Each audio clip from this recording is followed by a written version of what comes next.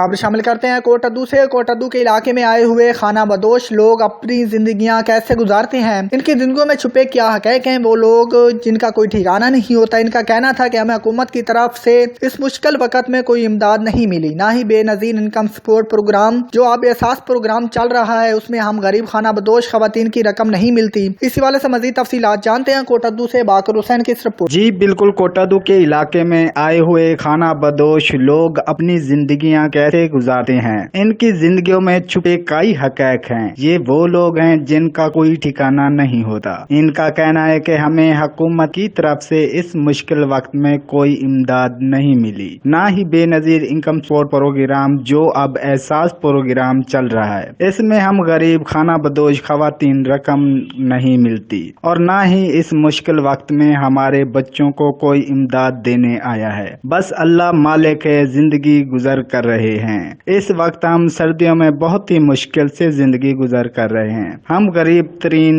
आबादी से ताल्लुक रखते हैं। सर्दियों के गुजारे के लिए हमारे पास कोई गर्म कपड़े, राशन तक नहीं, मांग तांग करके गुजार बसर कर रहे हैं। इस सर्दी के मौसम में मुश्किल वक्त गुजार रहे हैं। खाना बदोशों की सर्दियों में सर्द रातें सितमगर साबित होती हैं। कैमरा टीम के हमरा बाकर हुसैन, CT5 TV कोटद्दू।